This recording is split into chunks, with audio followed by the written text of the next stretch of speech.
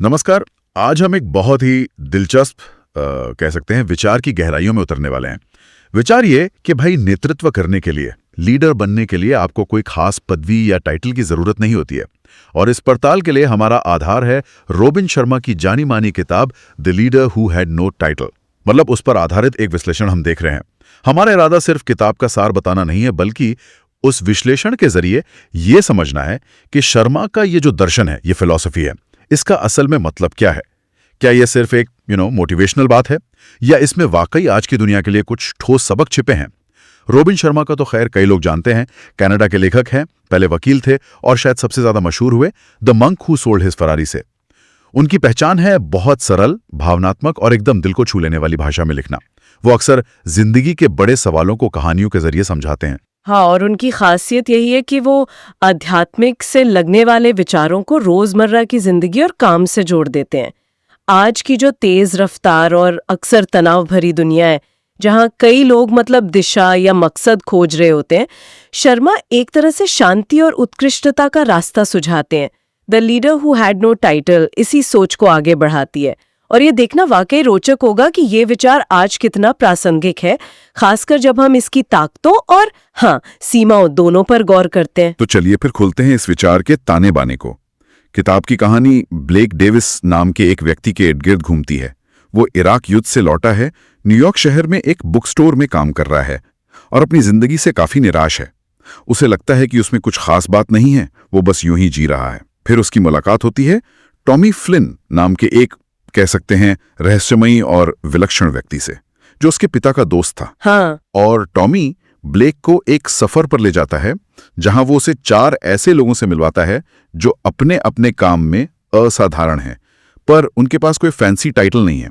इनमें एक हाउसकीपर है, एक स्की रिजॉर्ट का कर्मचारी, एक पूर्व सीईओ जो अब बागवानी करता है, और एक मसाज थेरेपिस्ट भी। इन मुलाकातों का सार यही निकलता है कि असली नेतृत्व आपके पद में नहीं, बल्कि आपके काम करने के तरीके में है, आपके रवैये में, आपकी सोच में है।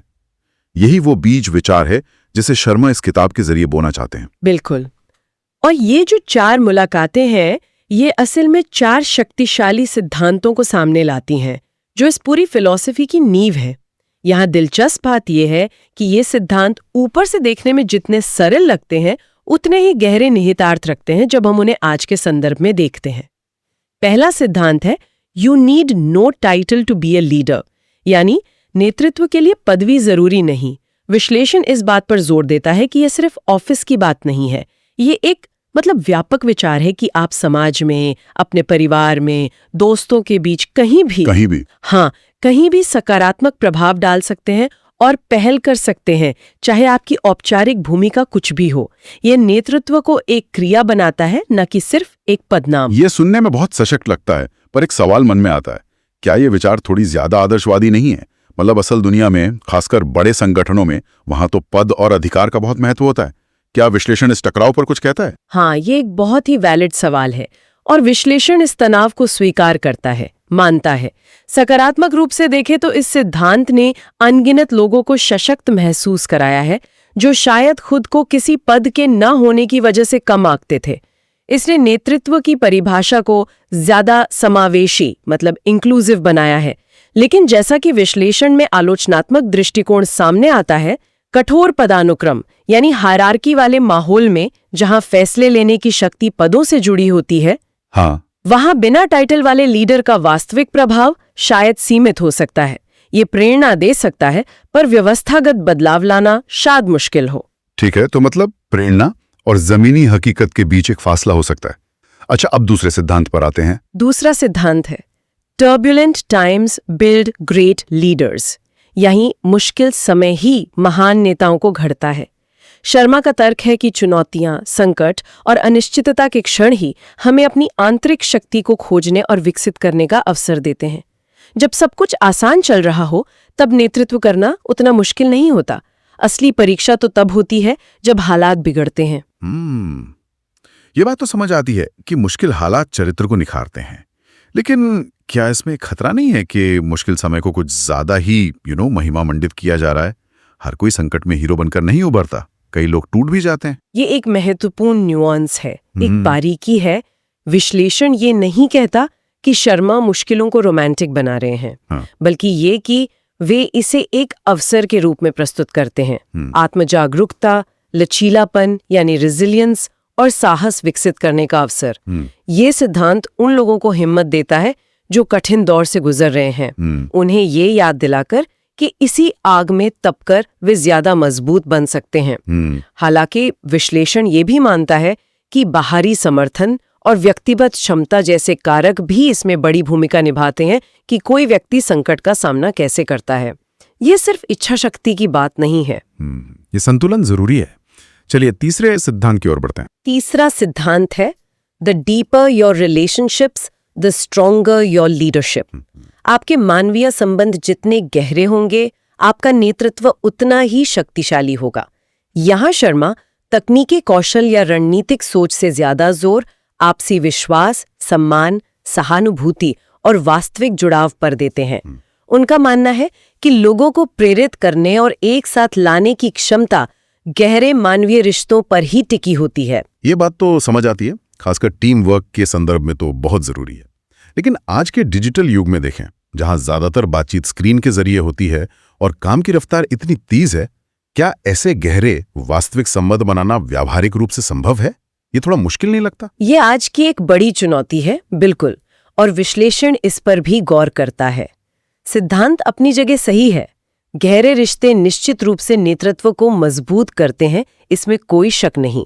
लेकिन विश्लेषण ये भी इंगित करता है कि शर्मा की किताब शायद इस बात के लिए ठोस रणनीतियां कम देती हैं कि कैसे करें। आज के व्यस्त और अक्सर दूरस्थ यानी रिमोट कामकाजी माहौल में ये गहरे संबंध बनाएं और निभाए जाएं। ये सिद्धांत की अहमियत तो बताता है, पर उसे अमल में लाने के रास्ते शायद उतने स्पष्ट नहीं है। हालांकि इसका मूल संदेश कि लोगों को सिर्फ संसाधन न समझें बल्कि इंसान समझें, वो तो हमेशा प्रासंगिक रहेगा। यानी सिद्धांत महत्वपूर्ण है, पर उसे लागू करने के तरीकों पर और सोचने की जरूरत है। अच्छा, अब चौथा और आखिरी सिद्धांत। चौथा सिद्धांत है to be a great leader first become a great person. एक महान नेता बनने के लिए पहले एक महान इंसान बनना जरूरी है। यहाँ फोकस व्यक्तिगत चरित्र, मूल्यों और नैतिकता पर है। ईमानदारी, सत्यनिष्ठा, विनम्रता, सेवा भाव शर्मा के अनुसार ये गुण ही स्थायी और प्रभावशाली नेतृत्व की नींव रखते हैं। यह सिर्फ बाहरी सफलता पाने के बारे में नहीं है, बल्कि आंतरिक शुद्धता और अच्छाई विकसित करने के बारे में है। ये सुनने में बहुत ऊंचा आदर्श लगता है, महान इंसान बनो। लेकिन जैसा कि कुछ आलोचनाओं में कहा गया है, क्या ये थोड़ा अस्पष्ट या उपदेशात्मक नहीं लगता? महान होने का व्यावहारिक मतलब क्या है, खासकर एक जटिल दुनिया में जहां अक्सर नैतिक दुविधाएं सामने आती हैं? आपकी बात सही है और ये आलोचना विश्लेषण में भी झलकती है। महान इंसान एक व्यक्तिपरक और शायद थोड़ा अमूर्त विचार लग सकता है।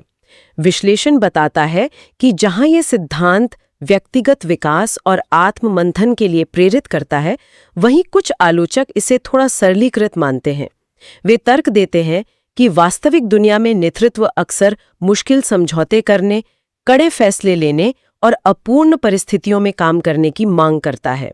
सिर्फ अच्छा इंसान होना शायद काफी ना हो।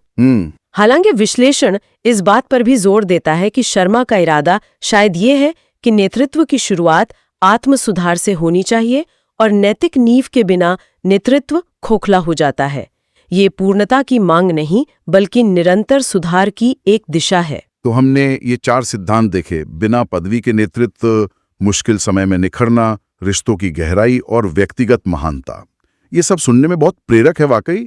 लेकिन अब उस बिंदु पर आते हैं जहां विश्लेषण इन विचारों की व्यावहारिकता और प्रभाव पर सवाल उठाता है।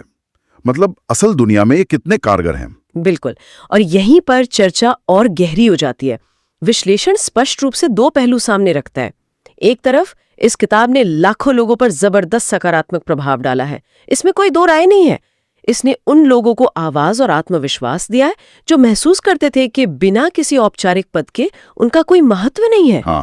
इसने नेतृत्व को कुछ चुनिंदा लोगों के दायरे से निकालकर आम आदमी तक पहुंचाया है। एक शिक्षक, एक सफाई कर्मी, एक गृहिणी, कोई भी अपने क्षेत्र में नेतृत्व दिखा सकता है।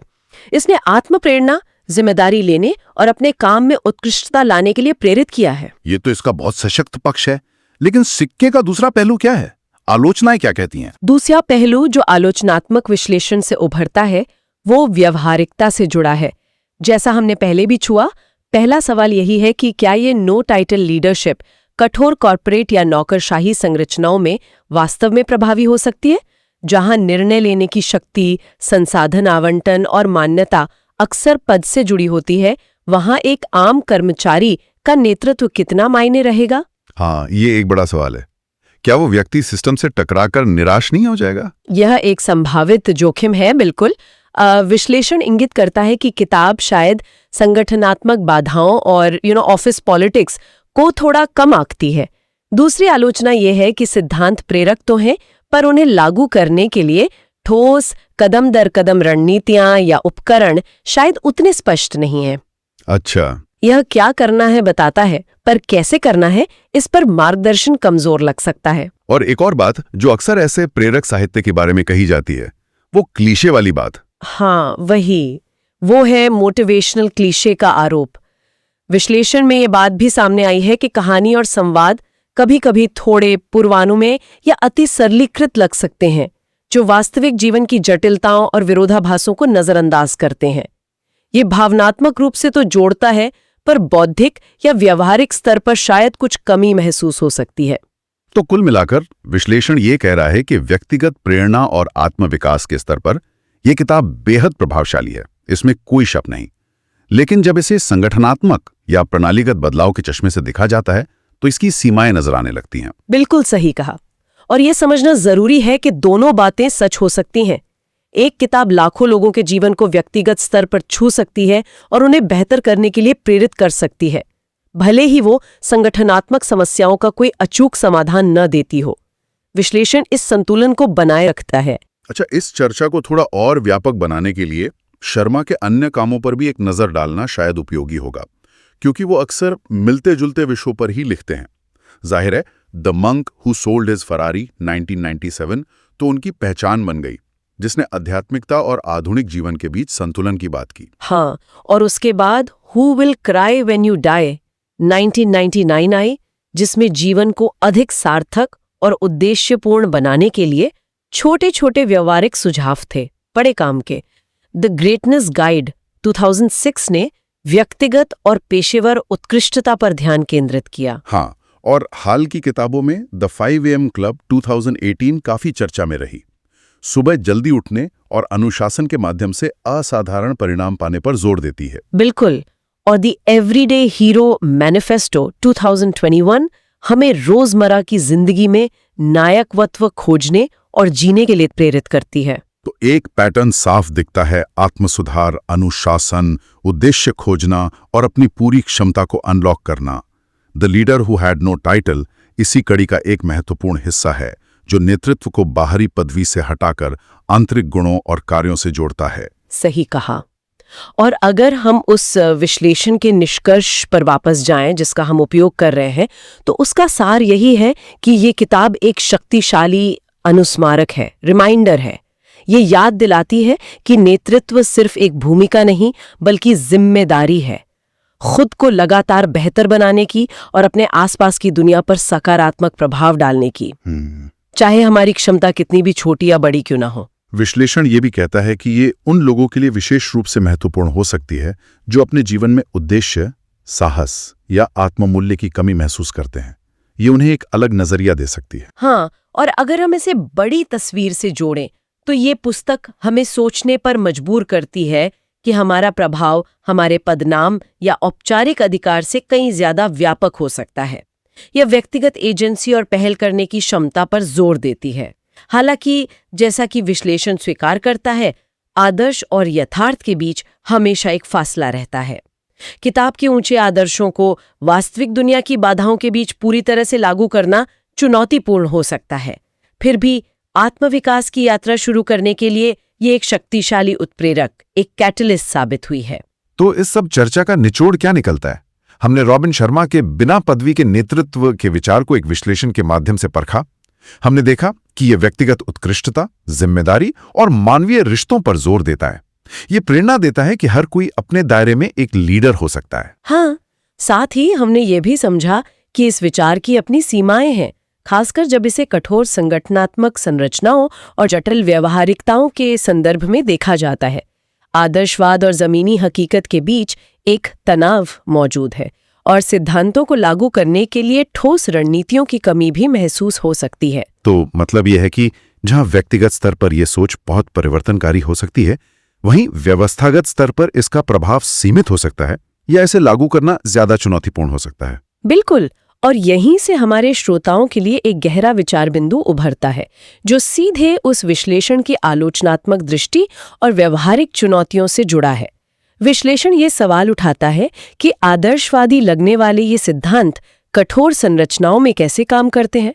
तो सोचने वाली बात यह है, किसी व्यक्ति के लिए अपने काम की जगह या जीवन के किसी अन्य क्षेत्र में बिना किसी औपचारिक अधिकार या पदवी के वास्तव में नेतृत्व का प्रदर्शन करने की वास्तविक सीमाएं क्या है और संभावनाएं क्या हैं?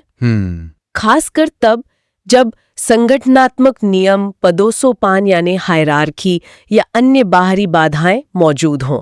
आप इन बाधाओं के भीतर रहते हुए भी सार्थक प्रभाव कैसे डाल सकते हैं? ये सवाल हमें सिर्फ प्रेरणा से आगे बढ़कर अपनी परिस्थितियों के यथार्थ को ध्यान में रखते हुए अपने प्रभाव क्षेत्र में सकारात्मक बदलाव लाने के व्यावहारिक और रचनात्मक तरीकों के बारे में सोचने पर मजबूर करता है। आप बिना टाइटल के लीडर कैसे बन सकते हैं, अपनी सीमाओं को जानते हुए भी।